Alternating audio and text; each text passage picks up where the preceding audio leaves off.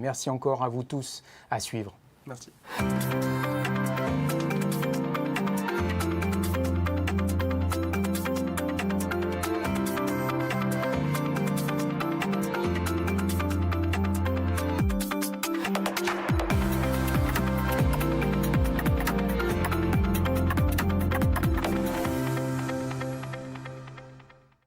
Bonjour à toutes et à tous, je suis ravi de vous accueillir sur le plateau télé de l'ARC, la copropriété sans tabou, le décryptage de tout ce qui intéresse les copropriétaires. Et là, on va parler des charges. L'ARC a créé en 2009 l'OSCAR, Observatoire des charges, qui est devenu CESARC, qui d'abord était focalisé sur Paris, puis l'Île-de-France et qui a été étendu à la France entière. L'objectif de cet observatoire, qui est nourri par vos données, celui de vos copropriétés, c'est que vous puissiez vous mesurer à d'autres copropriétés semblables et détecter des points d'amélioration, des augmentations anormales et de trouver des optimisations de vos coûts et de vos charges. Et ça, c'est réservé aux adhérents de l'ARC. Alors, pour parler de ce sujet et pour parler de CESARC et de cet observatoire des charges, j'ai le grand plaisir de recevoir Lydie Barbier. Bonjour Lydie. Bonjour. Vous faites partie du conseil d'administration de l'ARC national. Merci d'être parmi nous. Elisabeth Poirier, vous êtes présidente de l'ARC. Oui, Bonjour tout à Elisabeth. fait, bonjour. Alors, vous parlez de l'observatoire, mais d'année en année, c'est-à-dire 2024, alors qu'on est en 2025, bientôt en 2026. Alors, pourquoi ce décalage? Alors tout à fait, l'analyse des charges concerne l'année 2024, car pendant l'année 2025, les copropriétés ont leur assemblée générale et c'est un moment où ils valident les documents comptables. Et ces documents servent à alimenter notre base CESARC, outil dédié à l'analyse des charges, excusez-moi. Et donc, comment les adhérents font-ils pour participer à cette campagne de l'Observatoire des charges, Lydie? Eh ben, vous êtes responsable de copropriété ou membre du conseil syndical. Vous souhaitez maîtriser vos charges et avoir une performance, une amélioration dans toutes vos charges et tout. Donc, vous allez sur le site de l'ARC. Vous allez pour cela avec votre numéro d'adhérent. Vous validez. Vous tombez donc sur services et outils. Vous cliquez et là, vous allez tomber sur l'icône de CESARC et vous allez avoir le questionnaire qui est très précieux pour le remplir, parce que tout ce qui est sur le questionnaire, c'est là que ça va nous guider pour classer les immeubles par rapport au lot et toutes leurs caractéristiques. Donc, c'est important de bien renseigner. Et surtout, l'adresse mail pour avoir le retour. Parce que souvent, les adresses mail, on ne les comprend pas tout à fait. Et donc, les adhérents ne peuvent pas avoir le retour. Donc ça, c'est un point très, très important d'avoir l'adresse mail bien écrite. Donc, il faut fournir les annexes. Comment vous exploitez l'annexe 1? Voilà. Alors, avec le questionnaire, on doit nous fournir l'annexe 1, 2 et 3. Vous nous faites parvenir vos documents et nous nous occupons de les saisir. En retour, vous recevez une évaluation financière et de tous les postes par mail. Donc, en fonction du nombre de lots, je crois qu'il y a une distinction. Oui, au point de vue du nombre de lots, au point de vue de 200. la région, au point de vue... Tout est détaillé sur le logiciel de CESARC.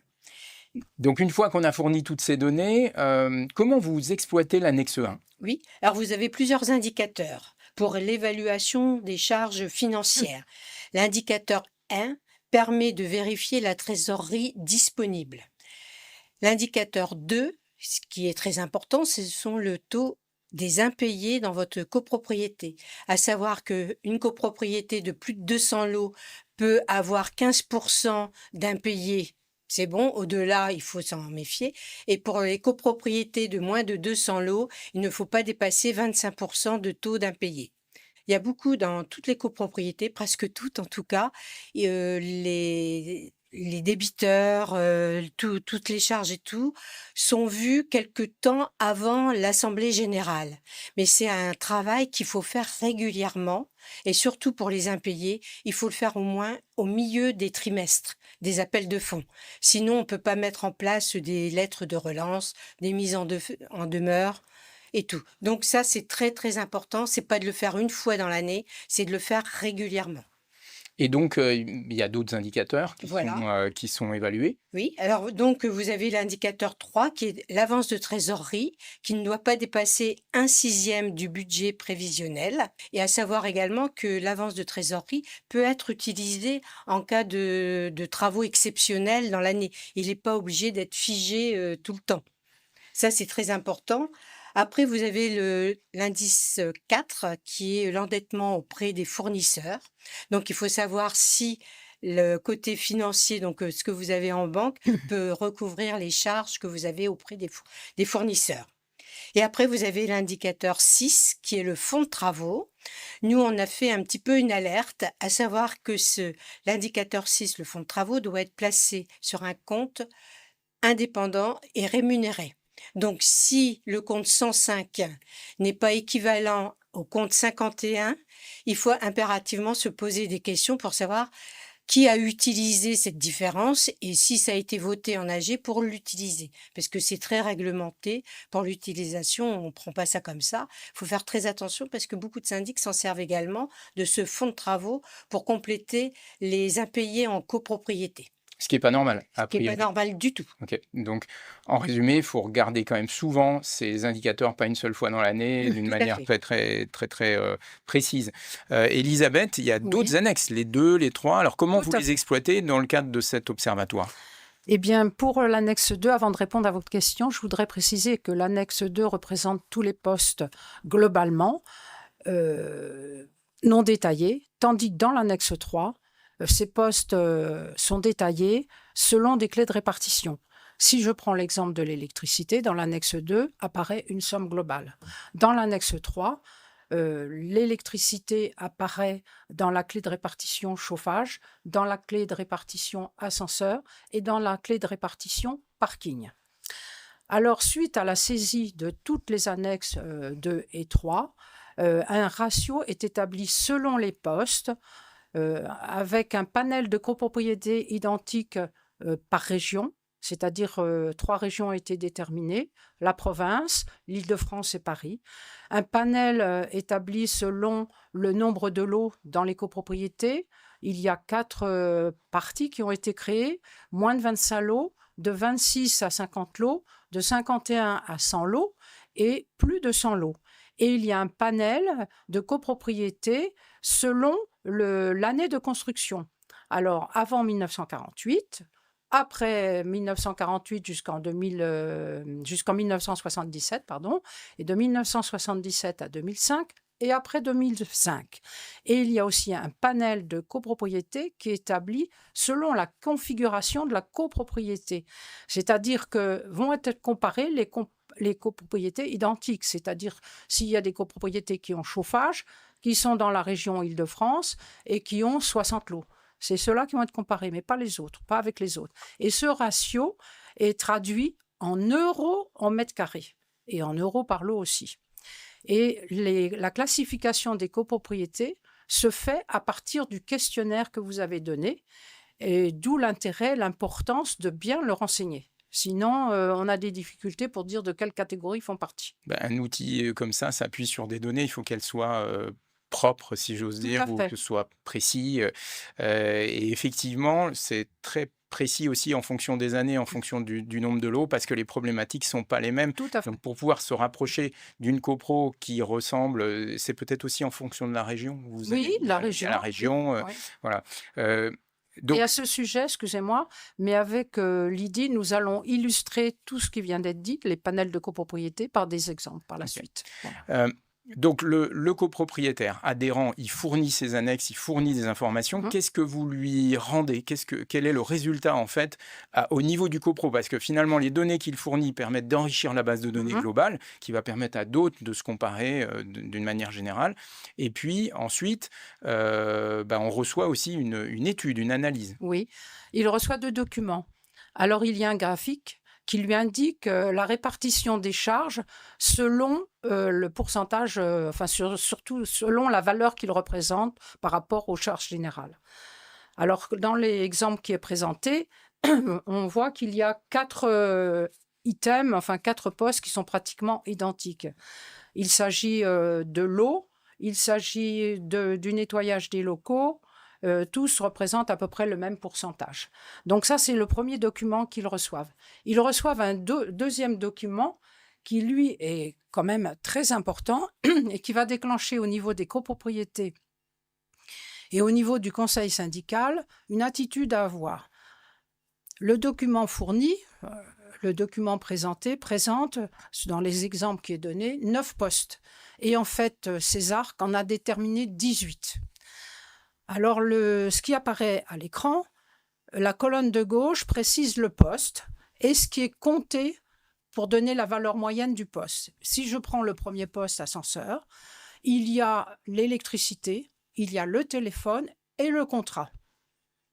Vous me direz, il y a peut-être des copropriétés où il y a des travaux qui se font au niveau des ascenseurs. Volontairement, depuis qu'il y a Césarc, on a dit on ne le comptabilise plus dans le poste ascenseur.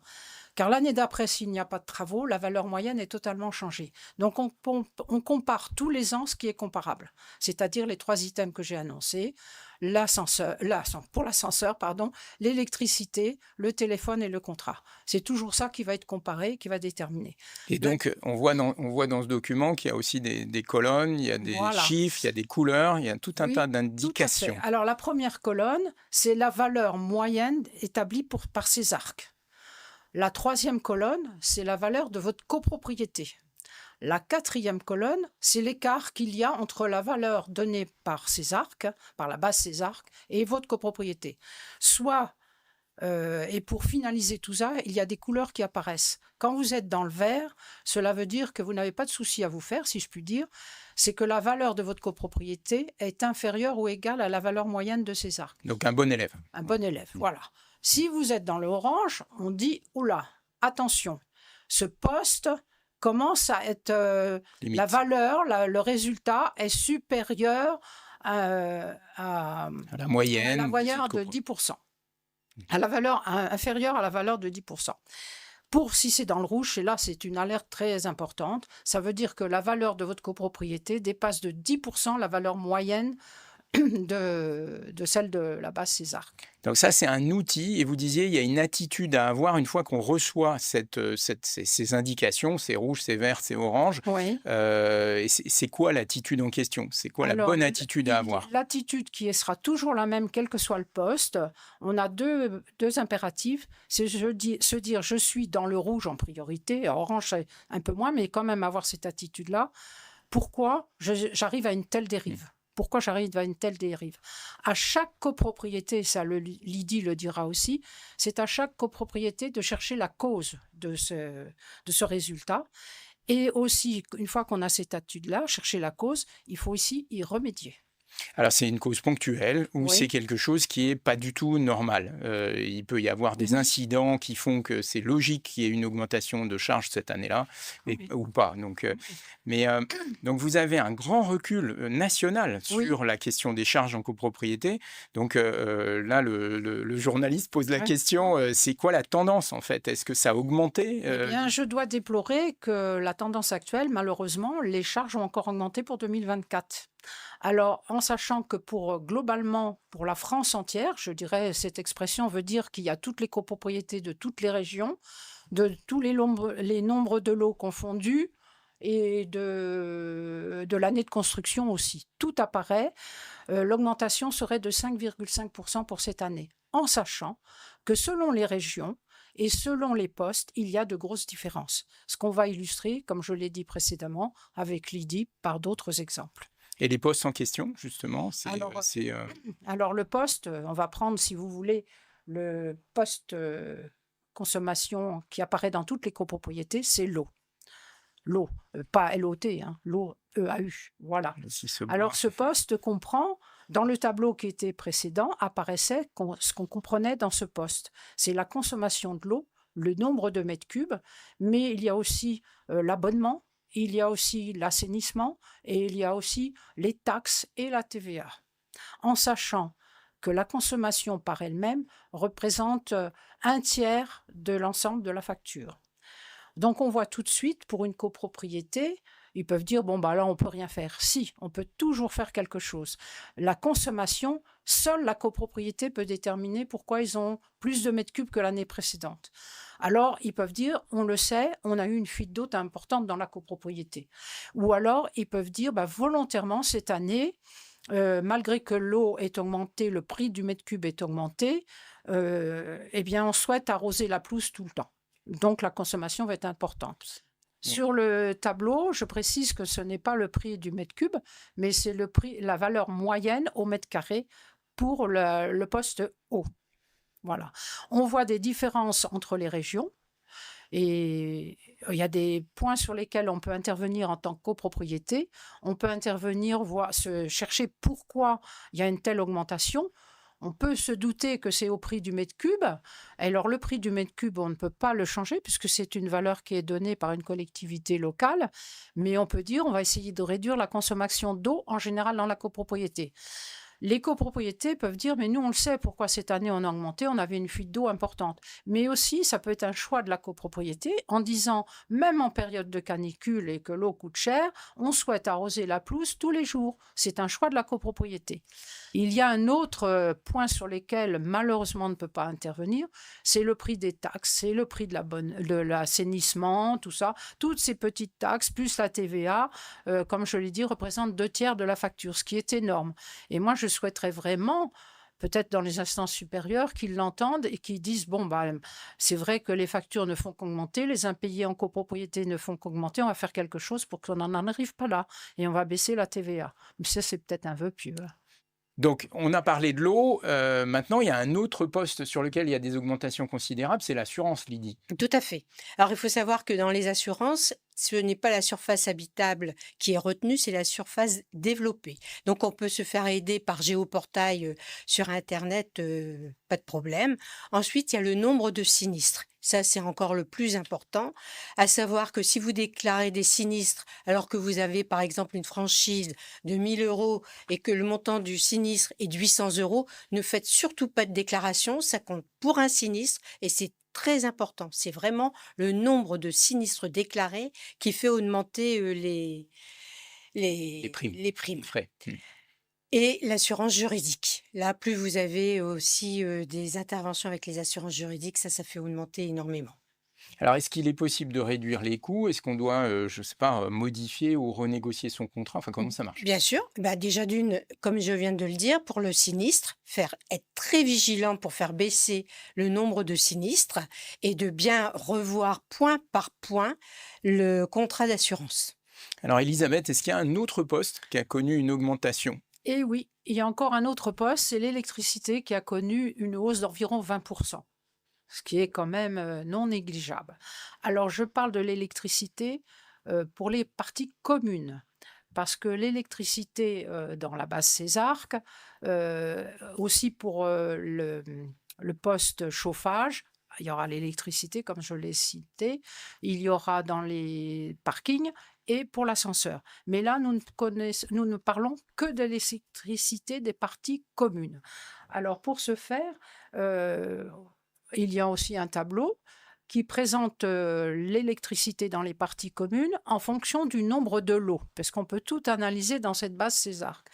Donc, on s'aperçoit que l'électricité, moins il y a de lots, c'est-à-dire moins d'appartements, moins l'électricité va être un poste important. Moins il y a de couloirs, moins il y a Voilà. de parties communes, donc Tout c'est à fait. logique. Voilà. Et donc, comment on réduit la facture? Alors, c'est- il y a une réponse très claire. Là, je vais peut-être vous étonner. Si on ne veut pas avoir une facture d'électricité importante, on n'allume pas. Ça pourrait être cette réponse. Mais pour la sécurité dans un immeuble, on ne va pas prendre ce risque et on ne va pas faire cela. Donc, par contre, on peut réduire la facture d'électricité dans une copropriété en changeant les ampoules, en mettant des LED, en mettant des détecteurs de présence, en changeant aussi, pourquoi pas, de fournisseur. Tous ces cas peuvent aider à la baisse de la facture électricité.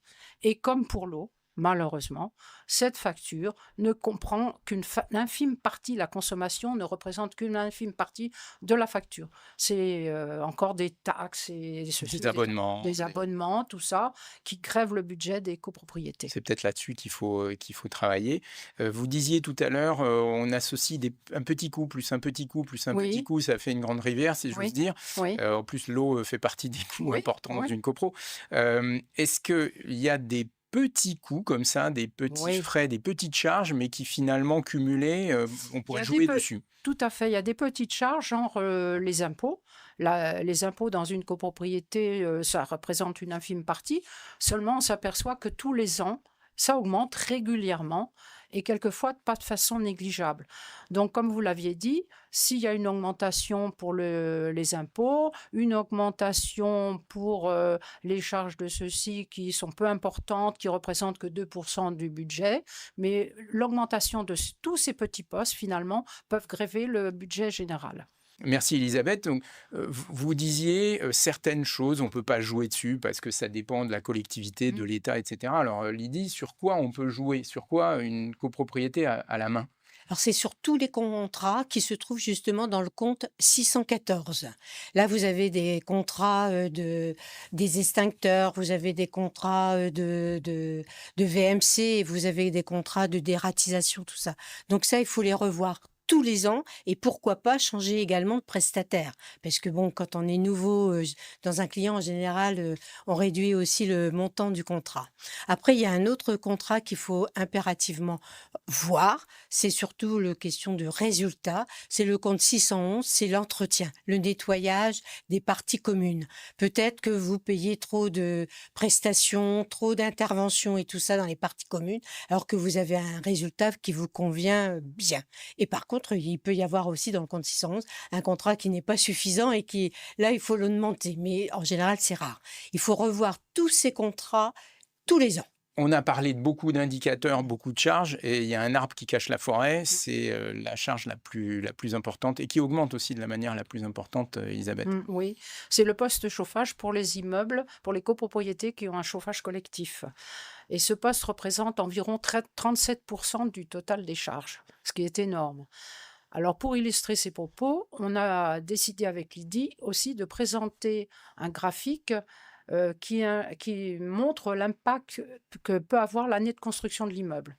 Et on s'aperçoit tout à fait, il y a peut-être un point qui est surprenant, c'est que les immeubles construits avant 1948 dépensent moins de chauffage que les immeubles des années 70. Et ça s'explique fort bien parce que le bâti est totalement différent. Les fenêtres sont plus petites pour les immeubles construits avant 48. Après-guerre, il y a eu un choix de faire vite. Il fallait construire vite, vite, vite. Et on dit tout va bien, on va faire des grandes baies pour que le soleil rentre. Mais en fait, c'est une déperdition de chaleur. Avant qu'on préconise de mettre des doubles, voire des triples vitrages. Et après 2005, on s'aperçoit que la consommation de chauffage est moindre pour ces appartements-là parce que dès la construction, on prend des matériaux qui sont plus performants et on Et des met méthodes. des triples vitrages. Enfin, on joue beaucoup sur l'impact de tout ça. Voilà. Et du coup, on peut jouer là-dessus en rénovant, en fait, c'est la Tout à rénovation. fait, la rénovation, et c'est sûrement pour ça aussi qu'on joue sur la rénovation. Ça a un coût, et avant que ça soit rentable, c'est pas la première année que ça va être rentable. On va voir que la facture, par exemple, du chauffage va être moindre la première année, mais le coût de la rénovation, si on change la chaudière, ça a un coût énorme, et pour que ça soit rentabilisé, il faut plusieurs années pour l'amortir, si je puis dire. Et au niveau de la réduction du chauffage, il y a aussi des possibilités pour la copropriété, pour le conseil syndical. Si je prends l'exemple de la température qu'il fait dans les appartements, si elle est de 22 degrés dans les appartements, en réduisant en chaufferie pour que ce soit que 21, on gagne 5 à 7% de la facture chauffage, de la consommation chauffage. L'entretien de la chaudière est aussi très important. Il y a un poste qu'il faut vraiment étudier avec celui qui s'occupe de la chaufferie, c'est le désembouage des canalisations. Un désembouage permet de faire une économie énorme de chauffage. Parce que le système de chauffage n'est pas du tout efficace, en fait. Non, Ça ne voilà, transmet il y a pas une la chaleur. déperdition, voilà. Donc, il y a tous ces points-là, la baisse de température. Il y a aussi penser que si on fait le ravalement, Est-ce que la copropriété, est-ce que le bâti permet qu'il y ait une isolation extérieure? Je dis permet, parce qu'il y a des façades, par exemple, de type haussmannien sur Paris, c'est pas possible, ou alors c'est un coût extraordinaire, et puis la copropriété n'est plus aussi jolie. Et puis même s'il n'y a pas ces immeubles haussmanniens, il y a des immeubles aussi où il y a des façades en marbre ou en travertin, on ne va pas isoler ces murs-là. Mais il y a aussi la terrasse, où on peut isoler pour essayer de gagner quelques degrés aussi et de réduire la facture. On a vu que globalement les charges augmentaient. Oui. Là, et je n'ai pas l'impression que ce soit spécifique à 2023-2024. Donc ça a un impact non négligeable sur les copropriétés, les copropriétaires. Oui, alors si vous voulez, on va prendre un exemple. On va prendre un exemple d'un adhérent, quel qu'il soit, quel que soit le lieu de sa résidence, un appartement de 60 mètres carrés. Et ce copropriétaire, dans sa copropriété, il a tout. C'est-à-dire qu'il a le chauffage collectif, il a un ascenseur, il a un parking et il a des gardiens. La totale. Il y a des 18 postes assurés. Pour un appartement de 60 mètres carrés, nous avons fait le choix de déterminer selon les régions. Et on s'aperçoit qu'il y a une région où l'augmentation, en comparant 2023 et 2024, va être beaucoup plus importante. C'est pour l'Île-de-France. Encore une fois, l'Île-de-France se singularise. Cette année, l'augmentation est très importante. L'augmentation où elle est moindre, c'est en province. Et où c'est intermédiaire, je dirais, c'est Paris. Et si je fais la différence entre Paris et province, on s'aperçoit que sur une année, la différence serait de 960 € de charges supplémentaires si on habite Paris par rapport à la province, au niveau des charges. C'est énorme. Et vous savez pourquoi ? Eh bien, le prix il y a beaucoup de choses où c'est pas le même. Le prix de l'eau, par exemple, c'est pas du tout le même. Si on regarde au niveau impôts, c'est pas du tout le même. Si on regarde la consommation de chauffage, même si elle est équivalente, elle dépasse, c'est le budget le plus important, même en province. Il n'y a pas forcément la même durée de chauffage. Enfin, il y a beaucoup de critères qui rentrent en ligne de compte et d'où la difficulté. Alors, on ne va pas demander aux Parisiens de déménager en province pour payer moins de charges. Il y a d'autres avantages. Chacun choisit aussi et est obligé de faire. Mais ce n'est pas pour autant, je le répète, que le conseil syndical, que la copropriété ne doit pas faire l'effort pour diminuer ses charges ou ne pas qu'elles augmentent de façon systématique. Bon, on arrive à la conclusion de cette émission. Le mot de la fin, pour commencer, Lydie, finalement, une vision un peu globale de cette problématique. Tout à fait. Moi, ce que je voudrais surtout insister, c'est que tous les adhérents doivent nous retourner leur questionnaire avec l'annexe 1, 2 et 3, parce que tout ce qu'on vient de vous dire, ça enrichit donc toutes les données. Après, j'ai un petit conseil à donner à tous les adhérents, c'est surtout de vérifier tout le long de l'année avec leur syndic, parce que le syndic peut apporter quand même De l'aide, voilà, l'accès aux données. des accès aux données, puis leur expliquer pourquoi ça a augmenté par rapport à l'autre année, parce qu'il y a aussi des membres du conseil syndical qui viennent d'arriver dans ce domaine de la copropriété. Donc, qu'ils essayent d'avoir une bonne communication avec leur syndic de façon à avoir des résultats meilleurs l'année d'après. Merci Lydie. Elisabeth, le mot de la fin ? Eh bien, je suis désolée d'annoncer que malheureusement, mesdames et messieurs, les adhérents et les copropriétaires, les charges ont encore augmenté cette année. Et je souhaite, le deuxième point, je souhaite mettre l'accent sur l'attitude que doivent avoir le conseil syndical et la copropriété, et voir aussi le syndic, tout faire pour que les charges n'augmentent pas. Et donner l'habitude d'explorer les documents et d'avoir une attitude ni plus ni moins de détective. Alors justement, vous parlez de détective. L'ARC a réalisé pour vous donner plus de détails sur ces ARC et l'Observatoire des charges, un film de quelques minutes qui va vous donner toutes les indications utiles et on se retrouve juste après.